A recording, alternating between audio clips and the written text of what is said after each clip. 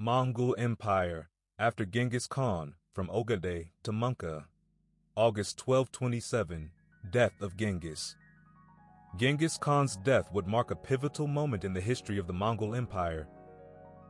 Genghis Khan had been one of the greatest conquerors in world history, and the Mongol Empire he aided in creating was at a point in time one of the largest contiguous land empires in history. He was the oldest child of Yeshugei, who had been a chieftain of the Burjihin clan, and his wife Hulagu. Stories would exist that surrounded the couple. On the death of Yeshugei in suspicious circumstances, he and his family would be abandoned by the tribe. During this time, Temujin would become more accomplished in horse riding and archery, these traits being valued in the nomadic society of the Mongol steppe. He would grow a following or people that would be associated with him in some way or the other. In the future, Temujin would meet two other key individuals, Jamika and Togrul, who would play a part in his passage through life. Life under the Mongol Empire would be complex, made up of several factors and attributes, and decidedly affected and impacted by the emerging diversity of the populations within the broad territory. Mongolians would bring to front their identity and history of traditions into the lands they would come to conquer. Throughout the length of the empire, they would come in contact and interact with several different peoples, including the Chinese, Persians, Russians, and Arabs. Every interaction leading to massive impacts in the local population. All of them would be distinct in their own way, having unique cultures and ways of life. The Mongols would tend to adopt parts and pieces of the local cultures and administrative systems, but kept their laws and traditions. The society was therefore made to be adaptable and able to assimilate different attributes. This would result in it being a dynamic society. This and other facts would result in the prospering of several regions. The period would be known as the Pax Mongolica, and with several changes and developments. Genghis would die at an ill-fated time, which would force news of his death to be repressed. His death came during a siege on Zhongxing. A month or so after his death, Zhongxing would fall. The cause of his death has been contested. Multiple ideas and theories exist as to what it could be ascribed to. Even though his death marked a shift for the empire he had ushered into existence and had defined for years whilst he was alive, it also came to mark the end of an era. He would be carried back to Mongolia, where he would be buried, but his legacy would go on for centuries and decades after forming the backbone of an empire that would come to outlive him and give birth to several impactful Khans who would achieve their own successes in their own ways. In that period, the borders of the Mongol Empire would swell to great lengths. They would encompass regions in vast corners of the world, involving several individuals that would continue to shape and change the lives of millions of people in individual and unique ways. These rich interactions would form a part of the rich tapestry that is human history and would be composed of rich stories with depth and impact. Succession struggles and challenges would arise in the wake of the Temujin's death, but his legacy would remain, including the administrative changes he had made, the support he had given to the arts and sciences, as well as the cultural exchanges. Things had changed forever. Would they ever return to what it had been? He had died, leaving an extensive Mongolian empire. We will start the story of today with his son. His son, Ogedei, who was third amongst his sons, was chosen as the next Khan. The other sons were Joshi, Chagatai, and Towi. There were probably others of Genghis Khan's issue. Ogedei was the son of Genghis with Bort. He would be born into a lineage that would control and rule over the Mongol Empire, under which the Mongol Empire would steadily expand beyond its own borders and add more and more people. Prior to his ascension, he would be heavily involved in the Mongol invasion of the Khwarezmian Empire, an episode that would be packed with many events and stories. He would enjoy a good reputation as a military leader, gaining several victories in the battles he would be involved in. His contributions to his father's rise could be seen as substantial enough to warrant praise. He would independently campaign against the Jin with his father as Khan. 1229, Ogedei is formally elected at a Kurultai. Kurultais were meetings where at times new Khans were selected. There were also a place to make decisions that would affect the whole tribe, especially matters to do with military decisions. Ogedei, Mongke, Genghis, and other Khans would be chosen at these events, but there were not always serious events, and some other activities would comprise the gatherings there. The period around 1229 would also see several nations in Kipchak-controlled steppes taken over by the Mongols.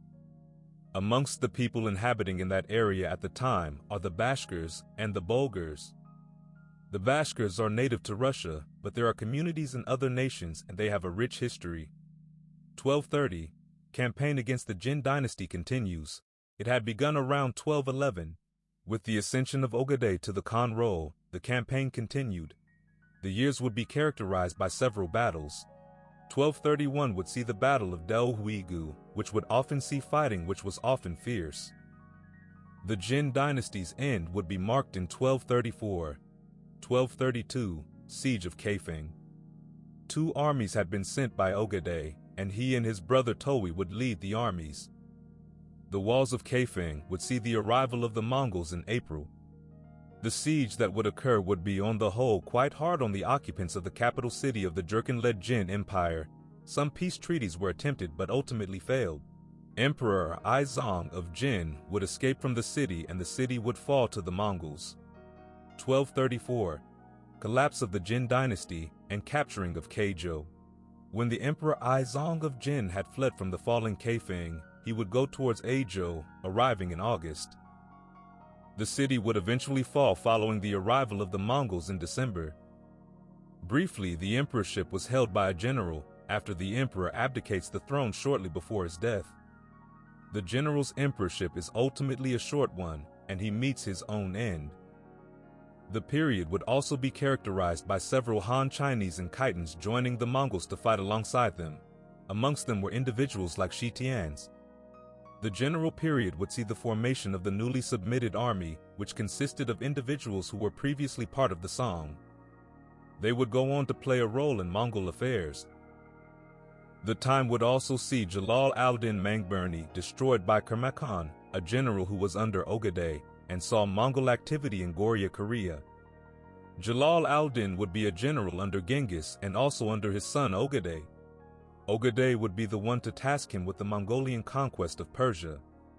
He would achieve several feats throughout his life, receiving many submissions on behalf of the empire. 1235, Karakorum becomes Mongol Empire capital. Ogedei would have buildings built within the city, one of them called the Tumen Amgalan Ord.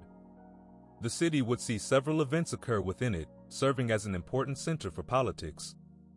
Several important guests would be received within its walls, and they would be able to impact and change the future of the great Mongol Empire as well as the history of the nations they often represented and came on behalf of. 1237. At this point in time, the Mongols approach Ryazan and capture it. It is subsequently destroyed. Battle of Sit River sees the death of Yuri II of Vladimir. An important battle that would see the involvement of several individuals. Amongst them are Burundai and forces under him, as well as Yuri II of Vladimir, who is child of Vsevolod III Yuryevich. He would have been involved in the Vladimir-Suzdal War of Succession after the death of his father, Grand Prince Vsevolod. Yuri is involved in some conflicts throughout his life, some of them against the Bulgarians. 1238. Eventual destruction of Mahius, which is capital of Alania, after it is captured. Batu Khan is involved. Batu is the son of Joshi, grandson of Genghis Khan, and Khan of the Golden Horde. He would be tasked with conquering Western territory by Ogedei. 1239. Some territory is recaptured by the Song army after it had been previously captured by the Mongols. 1240. Would mark an important part in the history of Kievan Rus. By this year, Kievan Rus has fallen to the expanding and effective Mongols almost in its entirety. A few cities remain in spite of this. The period also sees conflicts between individuals within Ogedei's relations, included amongst them are Guyuk, Bori, and Batu, Mongol invasions of India. Several events would also occur during this time concerning India, which would be an important region. One that would see events like the invasion of Kashmir in 1235 and several interactions between the Mongols and people from the Indian region. 1241 would see the invasion of the Indus Valley by the Mongols and a siege of Lahore. Salih, who was a Mongol general, would also be involved in issues within the region. Other events would also occur within India, like the rise of Prince Jalal al-Din Masood. 1241. Mongol army overcome forces allied against them in the form of the Hungarians, the Knights Templar, and the Croatians. Death of Ogedei occurs sometime here, and the invasion in Europe is put to a pause as other events occur. In 1242, Western Mongol army in Batu leaves Central Europe. Turjin would rule after the death of her husband, placing allies in positions and making changes and developments in several areas including education. She garners support for her son Guyuk. Guyuk, who was the oldest son of Ogedei, would be involved in several invasions and conquests during Ogedei's reign, playing a role in some of the events that would occur during that period. He is born in 1206, so that when the death of Ogedei occurs, he is in his mid-30s. His mother is Turjin. He eventually marries Ogedei Khan, who originated from the Merkits. He would be involved in the siege of Ryazan and of Mahias. At some point in time, the youngest brother of Genghis Khan, Temujin, makes a move for power and the throne, so Guyuk is pressured into making a move. In 1246, a Kurultai occurs. Guyuk is elected as Great Khan in a ceremony that is attended widely. He makes several alterations of his own, which include a change in personnel. Several individuals are replaced. He takes up military campaigns including those in Korea, Iraq, and South China. Some of these conflicts have a large bearing for the Mongol Empire as well as the regions and nations involved. Guyuk also divides territory. Under Guyuk, Yesu Mongke is made Khan of Chagatai Shanate, taking the place of Kara Hulagu. Under Guyuk as well, conflicts with the Nizari Ismailis and the Abbasids are also seen. The Mongol invasions of Korea. These start around 1231 and are very impactful within the area, ushering in many changes and leading to massive casualties. Several interactions would occur between the Mongols and Goryeo, including delegations that are sent between them bearing messages. Conflicts would occur in 1231, characterized by events like the capture of several cities. Goryeo would eventually surrender. Other events would also occur like the siege of Kuju. The siege would occur sometime from 1231 to 1232. It sees the involvement of several individuals and sees a victory on the Goryeo side. The event would also involve the use of siege weaponry and would be characterized by the use of different tactics and approaches by the Mongols, which includes the use of catapults. The Mongol Empire would outnumber the Goryeo army. 1248 would see Guyuk's eventual death. This was after he set out on a march into the west from Karakorum and dies on his way. Several theories exist as to events surrounding his death, from ideas of invasion to ideas that he had been going to confront a rival. Once again, a Khan's wife would step in as regent. This time, however, things would turn out differently. It was Ogedei Khan, but she would face several challenges, including her own proficiency. 1250. Kurultai called by Batu. Some Ogedei and Chagatai families aren't in attendance for this Kurultai, which offers Batu the title, who goes on to decline it, preferring Mongke to take it. Mongke had been born in 1209, son of Towi and Sorhaktani Beki. He would be involved in the conflict with the Jin dynasty. Mongke would in time be sent on tasks by Ogedei, some of which he'd prove successful in. He would be involved in conflicts in the Caucasus, and he would also be involved in several other events like the Siege of Kiev, which occurred in 1240, as well as the significant and impactful Battle of Mohi. 1251, Second Kurultai. Several individuals are suspected of plotting against Mongke and are punished when Shirman, a grandson of Ogedei, seeks the throne. Maneuvering troops towards Mongke's palace, Mongke is warned. Mongke's ascension to the throne marks a shift in power from one line of Genghis Khan's descendants to another. After his ascension to the throne, Mongke would make several moves to better consolidate his power amidst challenges. Some of the most prominent challenges would come in the form of Shirman and the Ogedei faction. Mongke's reign would be marked by several changes, amongst which would be projects constructed. Economic changes would also characterize his reign, added to which would be changes in the treatment of civilians. Mongke also made changes concerning taxing within the empire.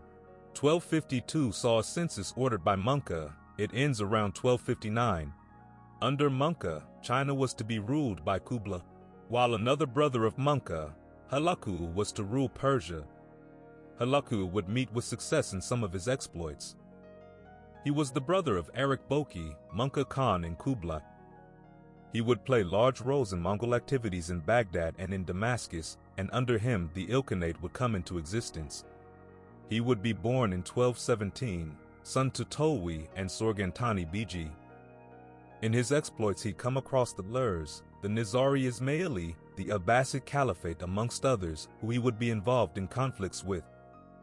An episode that he would be involved in would be the siege of Baghdad.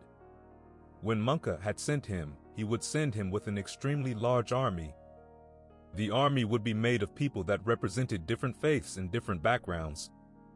1258 would see the surrender of the city of Baghdad and the events that surrounded it.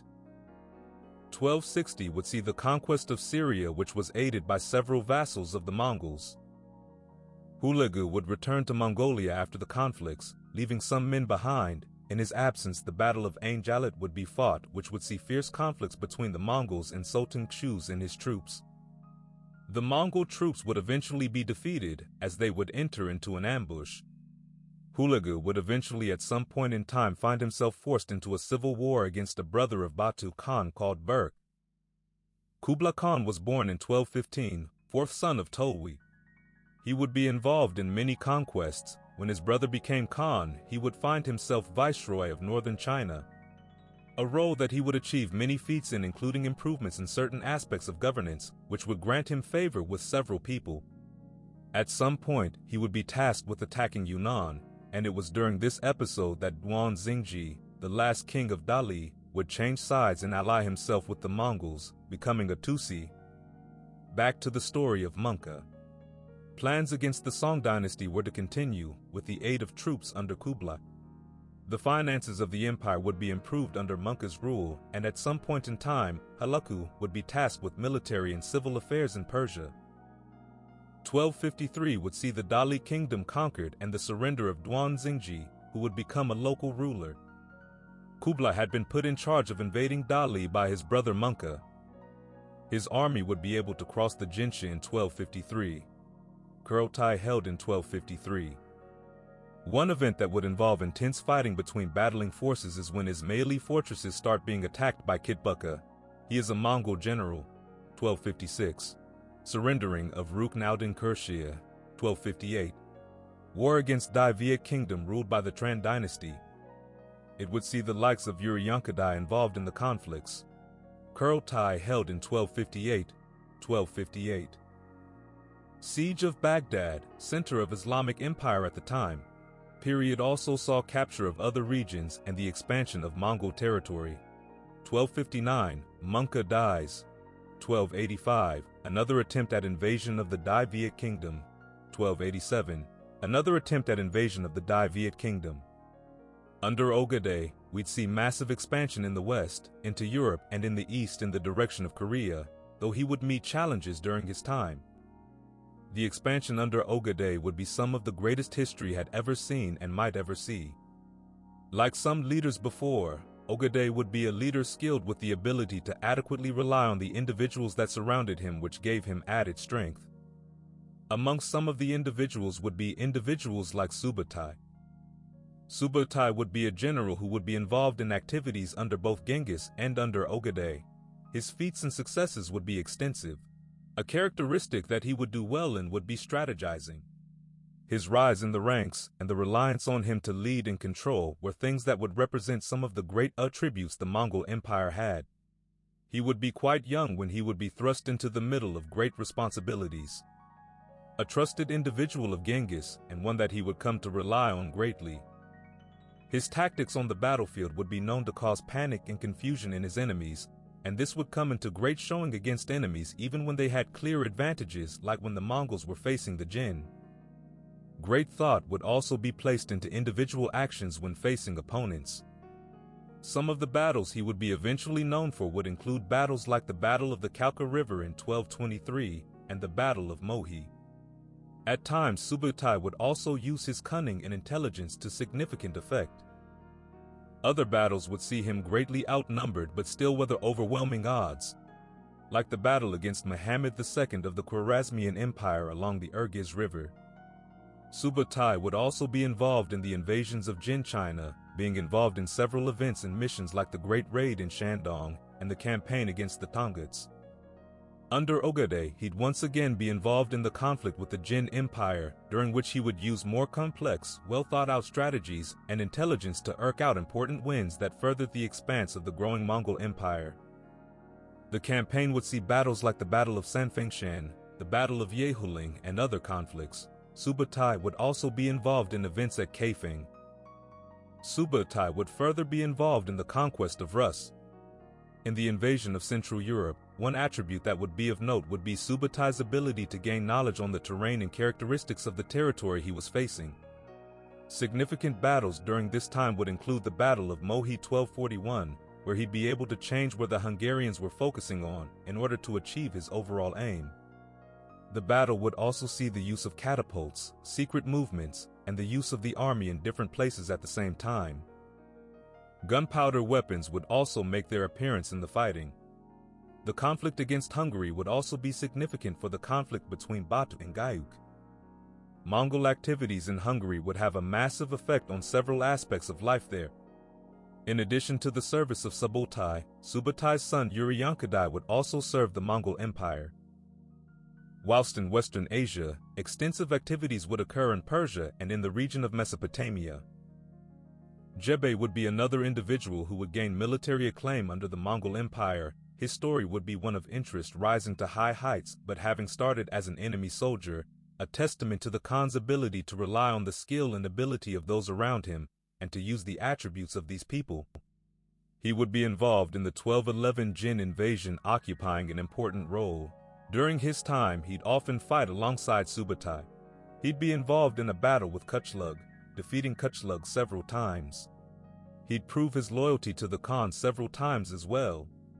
In the invasion of the Crimean Empire, he'd be able to face a large army and hold his own, eventually being dispatched by the Khan to give pursuit to the fleeing Shah. Makali was yet another individual who would prove himself several times, proving himself useful to the Khan and to the empire. He was son of a Jaler leader, and he would serve as Viceroy of China at one point in time. A capable leader whose uncle and fathers had given allegiance to Genghis. He'd served the Khan in several capacities before ultimately rising to the role of being someone that the Khan could rely on, a role that he would often be rewarded for in different ways, for example, being given command of territories. His life would see him involved in several battles, including the Battle of Yehuling. 1217 saw him attack Jin-controlled territory. His death would come in 1223, however his descendants would come to play several roles in the empire. Yet another impactful individual in the Mongol Empire would be Nogai. Nogai would be known within the Golden Horde, a general, and an important figure in its ranks, having massive influence in Europe while the Mongols were in the region. He'd be a great-grandson of Joshi and well known to Berk Khan. He'd take part in the Mongol raid against Poland and increasingly take up more responsibility as time went. At times he would be given several troops to lead. He'd further be involved in conflicts in Sandomierz, Krakow, and in other cities. In the civil war between the Golden Horde and the Ilkhanate, he'd take charge of troops and become involved in several raids, passing through several regions and areas. He'd have to face Hulagu and Shiraman in these conflicts. The conflicts would see massive fights and clashes between large armies, but Nogai would often emerge victorious from battles that he'd come across. After Kublai Khan's reign as Great Khan began, Nogai would be active in several conflicts across Persia. 1266 would see interactions between him and the Emperor Michael VIII Palaiologos, and an alliance formed between the Emperor and the Golden Horde. The previous year having seen an army of the Mongols cross the Danube and eventually encounter Byzantine forces on the battlefield. Nogai would further have extensive power and influence under Mengu Timur Khan, having some good amount of sway over the Ruthenians, the Ossetians, and several other people. Nogai would also be involved in the invasion of Hungary in 1285. A relatively weaker Hungary, however, he would meet several challenges during the conflicts. The conflicts would also see the involvement of Ladislaus IV of Hungary and would lead to many casualties for the Mongols. Political changes in 1287 would see Talabuga rise to the Khan of the Golden Horde and subsequently led to conflicts against the Ilkhanate, some of which would see attempts at capturing territory, attempts which would not be successful. Nogai and Talabuga would also be involved in conflicts in Circassia.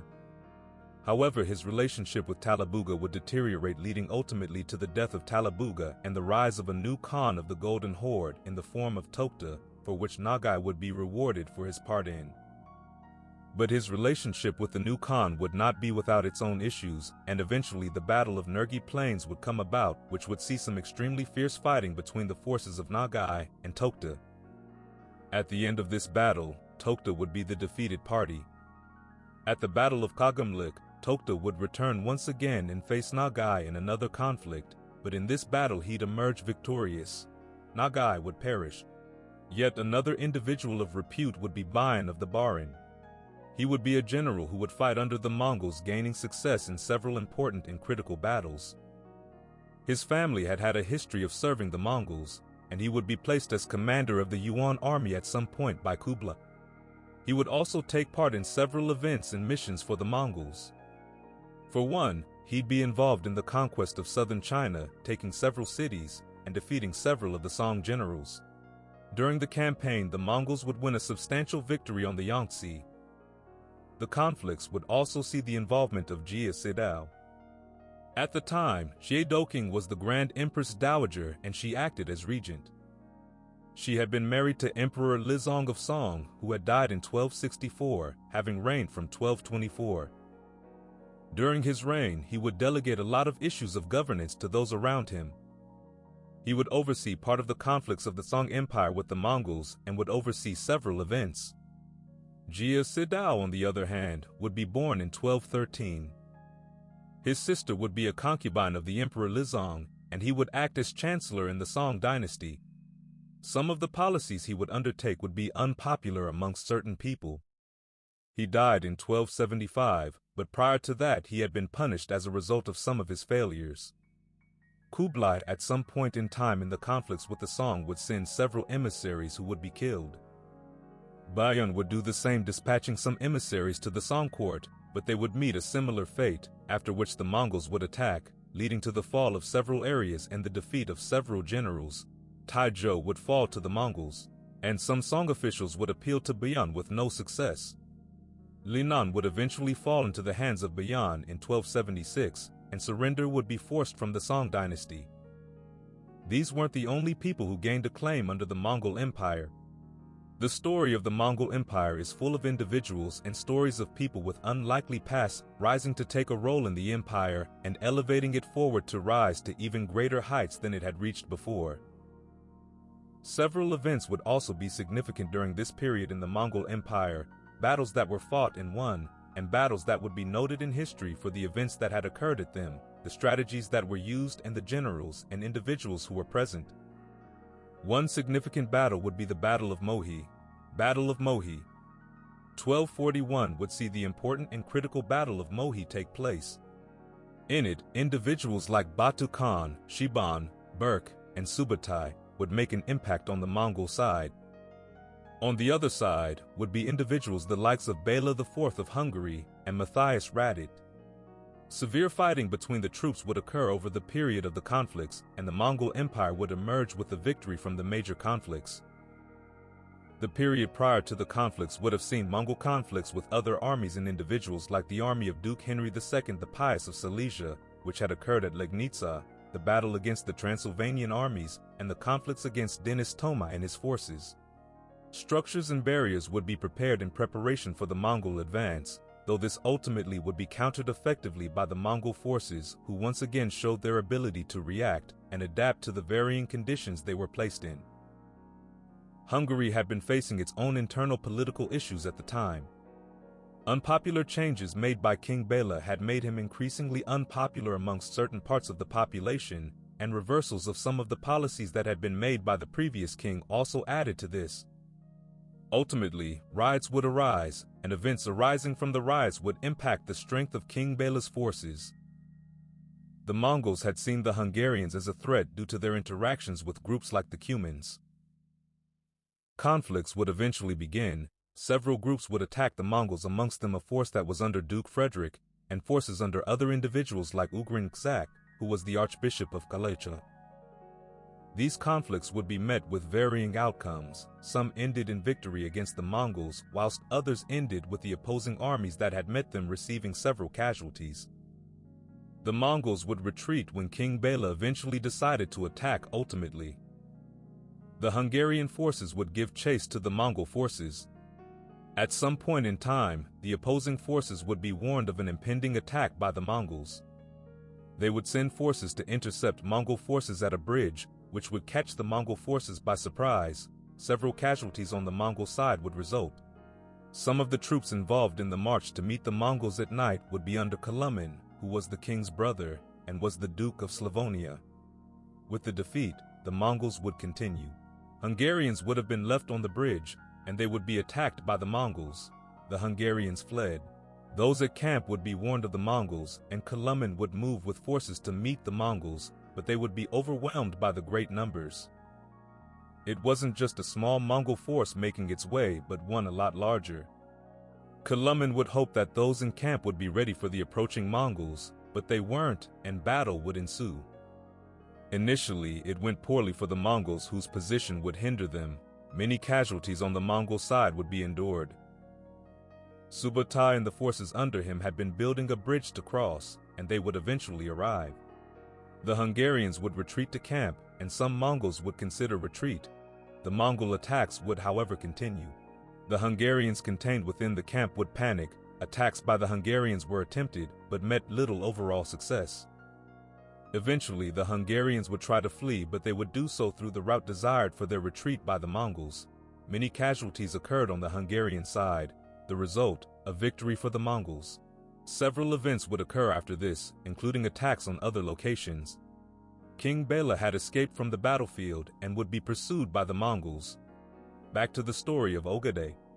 Under him as well, we'd see a change in the regional structure of the Mongol Empire as Karakorum became the empire's capital.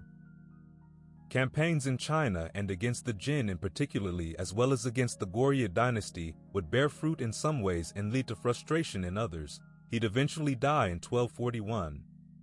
Torjine, widow of Ogedei, would be regent for a while, and under her some important conflicts for power would emerge.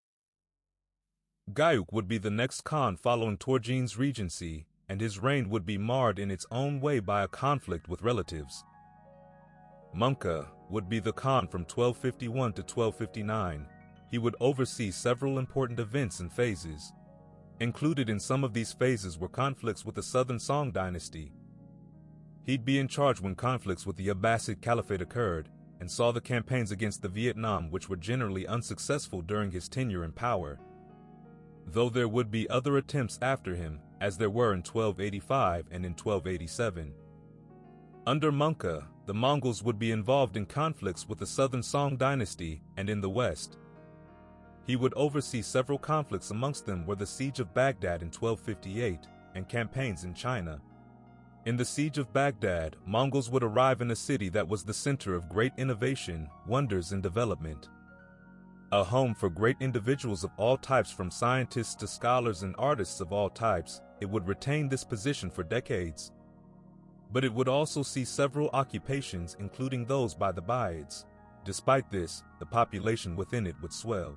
It would be founded in the 8th century, in a position that was favorable for many reasons and that served the dynasty that had started it, which was the Abbasids. Muhammad II of the Khwarezmian Empire would make an attempt at invasion, but it wouldn't be successful. In the period following the death of Prince Jalal al-Din, the Mongols would be active in northwestern Iran and in the Transcaucasus. Several cities would be captured as well during the period, which also saw the conflict between the Seljuk Sultanate of Rum and the Mongols, which would see the Mongols emerge victorious, and with the state becoming a client state of the Mongols. The conflict would also see the Battle of Khozdag. Mongke would have the assassins on his map, and he would eventually send Hulagu, who along the way would pass several regions like Transoxiana. He'd travel in the company of several troops, some Mongol princes and military engineers amongst several other people. Several Ismaili fortresses would fall to the general Kitbuka. Rukn al-Din Kursha would be successor to Ala al-Din Muhammad III after the latter's death, and he would be faced with the threat of the Mongols. The Mongols would move on to the Abbasids, who were facing their own internal troubles at the time. Several exchanges would occur between Hulagu and the Abbasid Caliph, and after several offenses and dismissals, Hulagu would consider the possibility of attacking Baghdad, a decision he would seek advice about. The eventual attack would occur across several fronts, and would see the construction of several structures in preparation. Messages were sent to those inside the walls. Several individuals would be wounded. The Caliph at some point in time would try to negotiate with the Mongols, but they would be determined in their course, eventually leading to the surrender of the Caliph.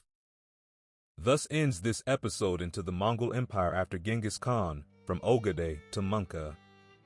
A period that would be characterized by several momentous conflicts, invasions, policy changes, and political intrigue.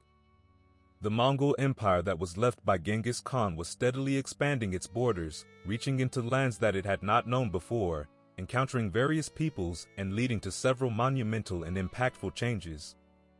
The world would not be the same. Things had started to change and would continue to change. In the next video, we will look at events following the death of Mongke, from politics to conflicts, divisions, and expanding borders. Thank you for listening and watching this episode. If you enjoyed it, please take the time to subscribe to the channel. Also take the time to watch the other videos on this channel. Thank you.